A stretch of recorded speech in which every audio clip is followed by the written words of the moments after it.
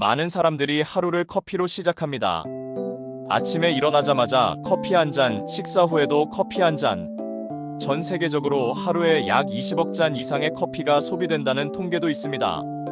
커피는 집중력을 높이고 피로를 줄여주는 장점이 있기 때문에 많은 사람들이 건강 음료처럼 생각하기도 합니다. 하지만 흥미로운 사실이 하나 있습니다. 커피 자체는 문제가 되지 않지만 어떤 음식과 함께 먹느냐에 따라 건강에 좋지 않은 영향을 줄 수 있다는 점입니다. 실제로 영양학 연구에서는 커피가 특정 영양소의 흡수를 방해하거나 소화 문제를 일으킬 수 있다고 설명합니다.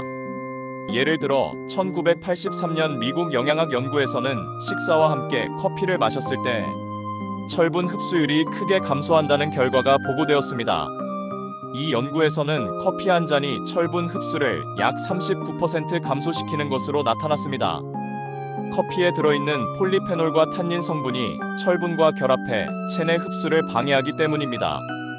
그래서 영양 전문가들은 특정 음식과 커피를 동시에 섭취하는 습관을 조심해야 한다고 말합니다. 그렇다면 커피와 함께 먹으면 좋지 않은 음식에는 어떤 것들이 있을까요? 첫 번째는 철분이 많은 음식입니다. 대표적으로 붉은 고기나 시금치 같은 음식입니다. 철분은 우리 몸에서 산소를 운반하는 중요한 역할을 합니다. 그런데 커피 속 폴리페놀 성분이 철분과 결합하면 철분이 체내로 흡수되지 못하고 배출될 수 있습니다. 실제 연구에서도 커피나 차 같은 음료는 철분 흡수를 감소시키는 대표적인 요인으로 알려져 있습니다. 특히 철분 결핍 위험이 높은 여성이나 임산부에게는 더 중요한 문제입니다. 두 번째는 유제품입니다. 우유, 치즈, 요거트 같은 음식들입니다. 유제품에는 칼슘이 풍부하게 들어 있습니다. 그런데 카페인은 칼슘의 흡수를 일부 방해할 수 있으며 동시에 칼슘 배출을 증가시킬 수 있다는 연구 결과도 있습니다. 물론 영향이 아주 크지는 않지만 칼슘 섭취가 부족한 사람에게는 장기적으로 뼈 건강에 영향을 줄 수 있습니다. 세 번째는 비타민이나 미네랄 보충제입니다. 특히 철분, 칼슘, 마그네슘 같은 영양제입니다. 여러 건강 연구에서는 커피와 함께 이러한 영양제를 섭취하면 흡수율이 떨어질 수 있다고 설명합니다. 카페인과 폴리페놀 성분이 미네랄 흡수를 방해하거나 체외 배출을 증가시킬 수 있기 때문입니다. 그래서 많은 의사들은 영양제를 커피와 최소 1시간 이상 간격을 두고 복용하라고 권장합니다. 네 번째는 감귤류 과일입니다. 오렌지나 레몬 같은 과일입니다. 커피 자체도 산성 식품인데 감귤류 역시 산도가 높은 음식입니다.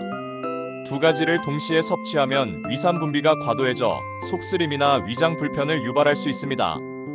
특히 위식도 역류 질환이 있는 사람에게는 이런 조합이 더 큰 불편을 줄 수 있습니다.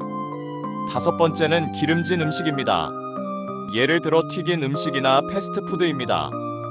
커피는 카페인 때문에 심박수와 혈압을 일시적으로 높일 수 있습니다.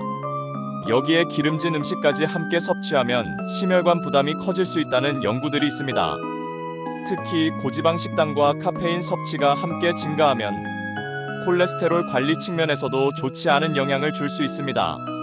그렇다면 커피는 언제 마시는 것이 좋을까요?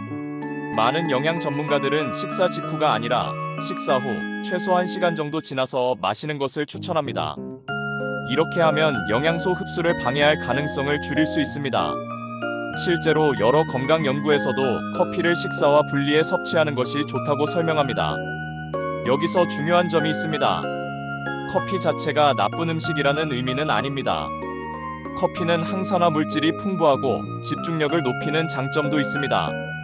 다만 음식 조합에 따라 건강 효과가 달라질 수 있다는 점을 기억하는 것이 중요합니다. 결국 건강한 식습관은 특정 음식 하나가 아니라 음식의 조합과 섭취 방법에서 결정됩니다. 이 같은 커피라도 어떤 음식과 함께 먹느냐에 따라 건강에 도움이 될 수도 있고 오히려 영양 흡수를 방해할 수도 있습니다. 그래서 전문가들은 항상 같은 조언을 합니다. 커피를 마실 때는 음식과의 조합을 조금만 신경 쓰면 건강에 훨씬 도움이 될 수 있다는 것입니다.